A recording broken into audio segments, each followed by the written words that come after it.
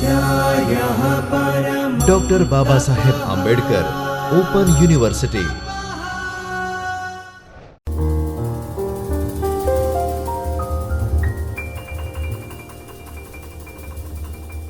નમસ્કાર દત્ત મિત્રો, મારું નામ અંકિત જોશી છે. હું ડૉક્ટર બાબા સાહેબ આંબેડકર ઓપન યુનિવર્સિટીમાં કોમર્સ અને મેનેજમેન્ટ વિભાગમાં આસિસ્ટન્ટ પ્રોફેસર તરીકે કાલમાં કાર્યરત છું. તો વિદ્યાર્થી મિત્રો, આજે આપણે જે આપણું ટીવાય બીકોમ છે એ ટીવાય બીકોમમાં આપણી જે વિષય આવે છે આંકડાશાસ્ત્ર, એ આંકડાશાસ્ત્રમાં બ્લોક 1 એટલે ભાગ 1, ભાગ 1માં એકમ 3 જેનું નામ છે નિદર્શનની પદ્ધતિઓ, નિદર્શન પદ્ધતિઓ. આ એકમ ઉપર ઘણી બધી વિષય વસ્તુની આપણે ચર્ચા કરી ચૂક્યા હતા. આજે આપણે એના આગળની જે વિષય વસ્તુ છે એના ઉપર આજે ચર્ચા કરવા આપણે ભેગા થયા છે. તો આને આગળની વિષય વસ્તુ આપણે જોઈએ. તો વિદ્યાર્થી મિત્રો, જે આજનો આપણો ટોપિક છે, વિષય વસ્તુ છે, એ સમષ્ટિ તપાસ અને નિદર્શન તપાસ છે. એના અગાઉ આપણે નિદર્શન જોઈ ચૂક્યા હતા. હવે જે સમષ્ટિ તપાસ કોને કહેવામાં આવે અને નિદર્શન તપાસ કોને કહેવામાં આવે છે એ જોઈએ છે આપણે. તો સમષ્ટિ તપાસ અને નિદર્શન તપાસ સમજવા માટે આપણે સરકાર દ્વારા દર વખતે હાથ ધરાતી વસ્તી મોજણીનું ઉદાહરણ લઈએ આપણે. હવે સમષ્ટિ તપાસ એટલે શું અને નિદર્શન તપાસ એટલે શું? તો આપણે એક એક્ઝામ્પલ જોઈએ આપણે. તો દર 10 વર્ષે આપણે ત્યાં વસ્તી ગણતરી થાય છે. આપણી જે ભારત સરકાર છે ને એ દર વર્ષે દર 10 વર્ષે આપણી ભારત સરકાર શું કરે છે? વસ્તીની ગણતરી કરે છે. એટલે વસ્તીની ગણતરીમાં બધા જ લોકો કેટલા જન્મ્યા, કેટલા મૃત્યુ પામ્યા, કઈ કઈ વસ્તુ છે લોકો પાસે, એટલી બધી પ્રમાણે શું કરે, મોટા પાયે, એટલે 6-7 મહિના ચાલતું હશે એટલું મોટું કામ છે એ. તો એ કરીને આપણે બધી જ વસ્તી ગણતરી કરીએ આપણે, એ ભારત સરકાર કરે છે. તો વસ્તી વિષયક માહિતી 2 પદ્ધતિઓથી મેળવી શકાય છે. હવે આપણે જોઈએ, આજે મને માહિતી મેળવવી છે આપણા ભારતમાં કેટલા લોકો રહે છે, કેટલા મરી ગયા, કેટલા પાસે શું છે, શું નથી, શું છે, એવી રીતે કેટલા છોકરાઓ છે, કેટલી છોકરીઓ છે, કેટલા ક્યાં ક્યાં છે, એવી રીતે બધી જ વસ્તુઓ. એટલે જ્યારે વસ્તી ગણતરી કરે ને, એ ભારત સરકાર વસ્તી ગણતરીમાં 2 પદ્ધતિઓથી કરી શકે છે. કઈ 2 પદ્ધતિ છે? તો 2 પદ્ધતિમાં છે સમષ્ટિ તપાસ અને નિદર્શન તપાસ. સમષ્ટિ તપાસ એટલે શું? એટલે સમષ્ટિ તપાસમાં વસ્તીના બધા જ એકમોની જાત તપાસ કરવામાં આવે છે. હું તમને એક વસ્તુ કહું કે જ્યારે પણ ભારત સરકારે એવો ડિસાઇડ કર્યો કે દર 10 વર્ષે આપણે સેન્સસ એટલે વસ્તીની ગણતરી કરશું, તો એમના પાસે 2 ઓપ્શન છે. એક તો સમષ્ટિ તપાસ કરી શકે છે, એક નિદર્શન તપાસ કરી શકે છે. સમષ્ટિ તપાસ એટલે શું?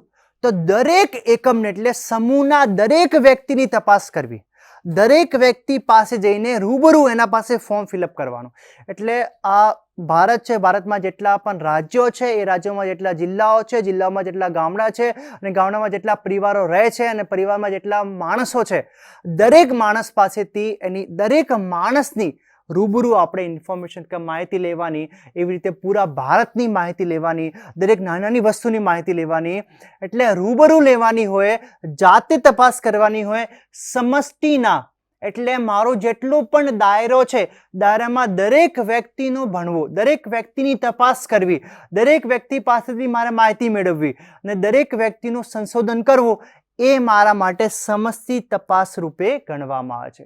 વસ્તીના દરેક એકમની તપાસ, દરેક એકમ.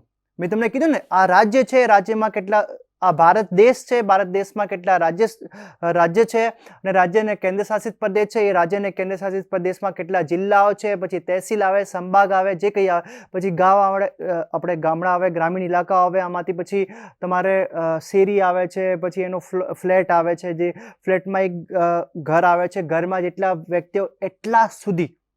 તો એ વસ્તુનું જ્યારે તપાસ કરીએ એટલે સમષ્ટિ તપાસ કરીએ, એટલે દરેક એકમને ભણવાનો આપણે આપણા સંશોધનમાં.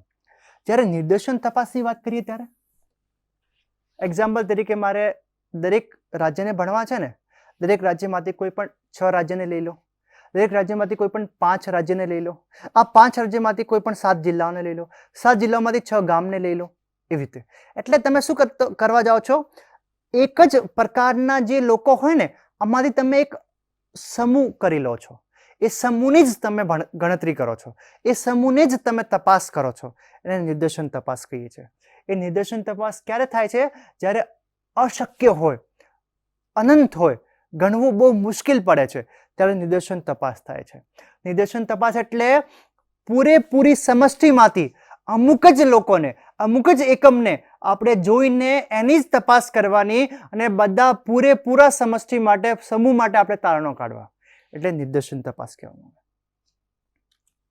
હવે સમષ્ટિ તપાસના ફાયદા અને મર્યાદા. આ જ્યારે સમષ્ટિ તપાસની વાત કરી મેં, સમષ્ટિ તપાસ એટલે દરેકે દરેક એકમની ગણતરી કરવી, દરેકે દરેક એકમને સંજ્ઞાનમાં લેવું. જ્યારે પણ આપણે સંશોધન કરતા હોઈએ, સંશોધનમાં દરેક વસ્તુ, દરેક નાનીથી નાની બાબત, દરેક એકમને ધ્યાનમાં લેવી, એટલે સમષ્ટિ તપાસ. હવે સમષ્ટિ તપાસના ફાયદા પણ છે અને મર્યાદા પણ છે. જ્યારે હું એવું કહું કે સમષ્ટિ તપાસ એટલે દરેક વ્યક્તિ, મેં તમને કીધું ને, ગામડા સુધી જઈને, ગામડાના એક એક શેરી સુધી જઈને, એક શેરીમાં એક એક ઘર સુધી જઈને, ઘરમાં પણ માણસ સુધી જઈને પછી આપણે તપાસ કરીએ, તો એને સમષ્ટિ તપાસ કહીએ. તો એના ફાયદા પણ છે અને મર્યાદા પણ છે. તો ફાયદા શું છે એ આપણે જોઈએ. તો સમષ્ટિના પ્રત્યેક એકમ પાસેથી માહિતી એકત્ર કરવામાં આવે છે. આ સૌથી પહેલો એનો કેરેક્ટર પણ કહી શકાય, લક્ષણ પણ કહી શકાય અને ફાયદો. દરેક વ્યક્તિ, દરેક એકમ પાસેથી આપણે માહિતી એકત્ર કરવાની રહેશે. સમષ્ટિના બધા જ એકમોની તપાસ થી માહિતી મેળવવામાં આવતી હોવાથી તે વધુ ચોક્કસ અને વિશ્વાસપાત્ર હોય. હું તમને એક વસ્તુ કહું, તમે મારી માહિતી મને પૂછો, કોઈની માહિતી કોઈને પૂછો, એટલે દરેક એકમ પાસેથી પોતપોતાની માહિતી લો, તે વધુ સચોટ હોય કે ના હોય? એકદમ સચોટ હોય, 100% સચોટ હોય, 100% વિશ્વાસપાત્ર હોય અને 100% ખરી હોય. એ માહિતી ચોક્કસ હોય. એટલે આ એનો ફાયદો છે કે દરેક વ્યક્તિ, તમને ટાઈમ તો જાય, સમય જાય, તમારા પછી પૈસા જાય, બધી જ વસ્તુઓ જાય, માનવ સંસાધન જાય, બધું જ જાય, પણ એનાથી જે માહિતી મળે છે એ ઉત્તમ હોય, ચોક્કસ હોય, વિશ્વાસપાત્ર હોય, સચોટ હોય, સાચી હોય. સમષ્ટિ તપાસ દ્વારા ઘનિષ્ઠ તપાસ શક્ય બને છે. ઘનિષ્ઠ એટલે બહુ ડીપમાં, એટલે તમારે નાનીથી નાની વસ્તુ જોવી હોય ને, મારે એક વ્યક્તિને પણ પૂછવું કે તારી એક ગામમાં, એક ઘરમાં 5 વ્યક્તિઓ છે, પાછોની મારે આવક જાણવી હોય તો પાછોની આવક જાણી શકો એને પોતાને પૂછીને.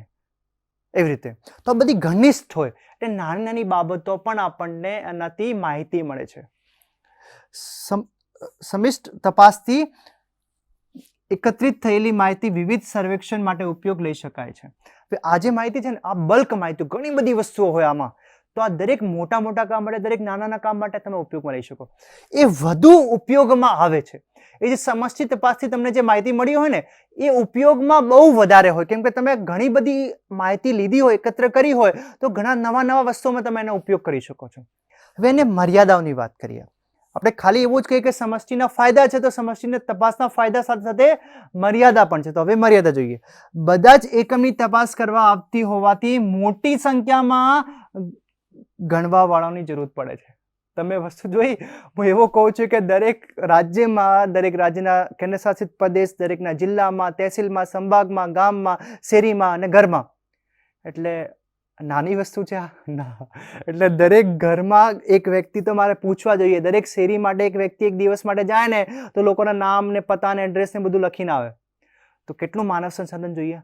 મોટી સંખ્યામાં આગણકોની જરૂર પડે. એટલે ગણવા વાળા લોકો, માહિતી મેળવવા વાળા લોકો, જે માહિતી લોકો પાસેથી ભરાવે, એ લોકોની જરૂર પડે. આપણે જે લોકો જઈને લોકોને પૂછે, એટલા બધા, તો કેટલા બધા આગણકોની જરૂર પડશે. સમષ્ટિ તપાસ માટે વધુ સમય, શક્તિ અને નાણાંની જરૂર પડે.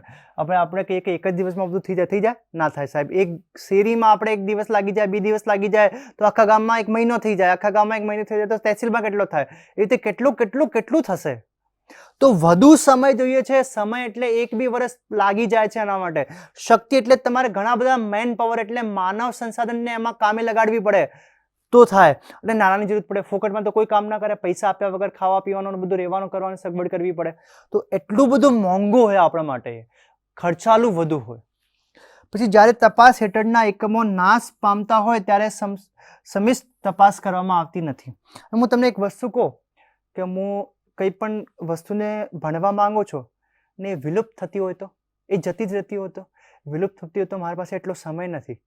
એટલે જ્યારે પણ કોઈ પણ વસ્તુ નાશ પામતી હોય ને, નાશ પામતા પહેલા જ તમારે સંશોધન પૂરો કરી દો, નહીં તો નાશ પામ્યા પછી સંશોધન થાય એવો નથી.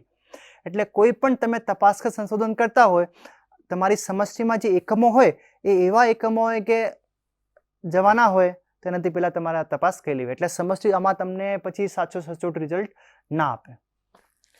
અનંત સમષ્ટિ માટે સમિષ્ટ તપાસ શક્ય બની બની શકાતી નથી. અનંત સમષ્ટિ માટે સમિષ્ટ તપાસ શક્ય બની શકાત. હવે એક વસ્તુ કહેવામાં આવું છું હું તમને કે જ્યારે સમિષ્ટ તપાસની વાત કરીએ તો અનંત હોય તો અનંતમાં તો આપણે કેવી રીતે કરશું? અનંતમાં તો નિર્દેશન જ થાય છે. જ્યારે અનંત હોય તો અનંતમાં તો આપણને બધાને ખબર છે અનંત હોય ત્યારે આપણે શું નિર્દેશન જ તપાસ થાય છે. આપણે અનંત સમષ્ટિ માટે નિર્દેશન તપાસ જ થાય છે, સમષ્ટિ તપાસ થતી નથી.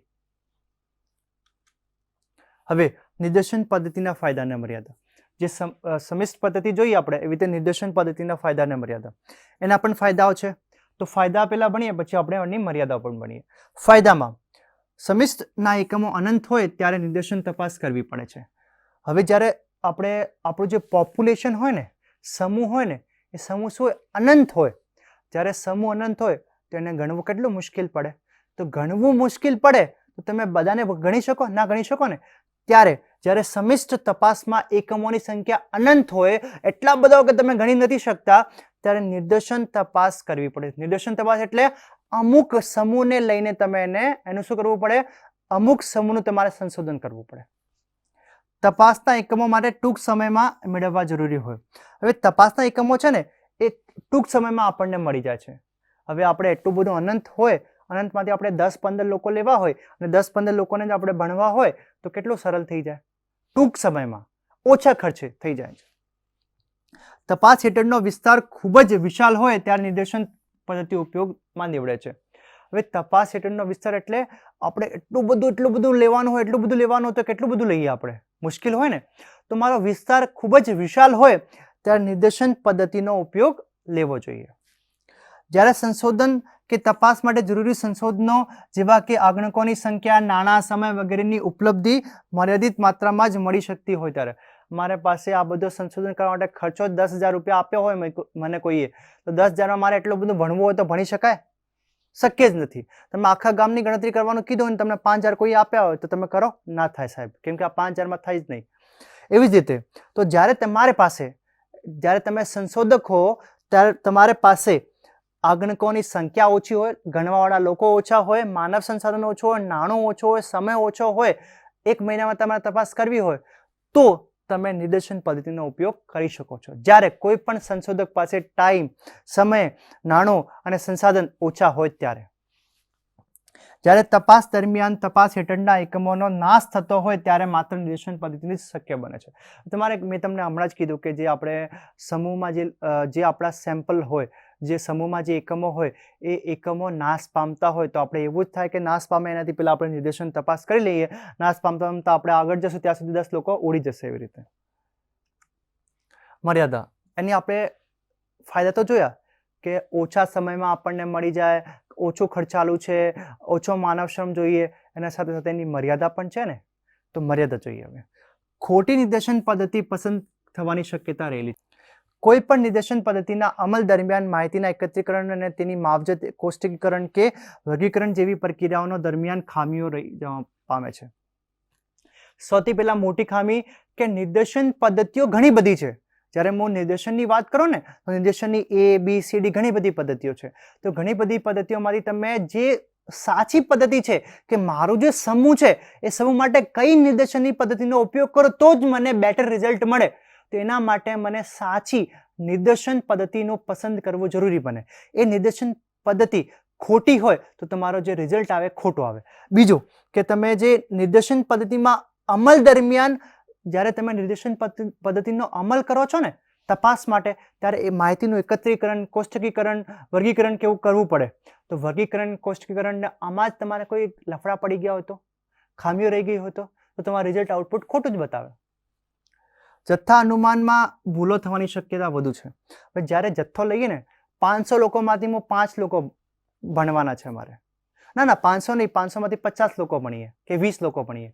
તમે સેમ્પલ એટલે નિર્દેશન કેટલી સંખ્યામાં કરવાના છીએ આ અગત્યનું છે. એટલે અનુમાન કેવી રીતે લગાડો?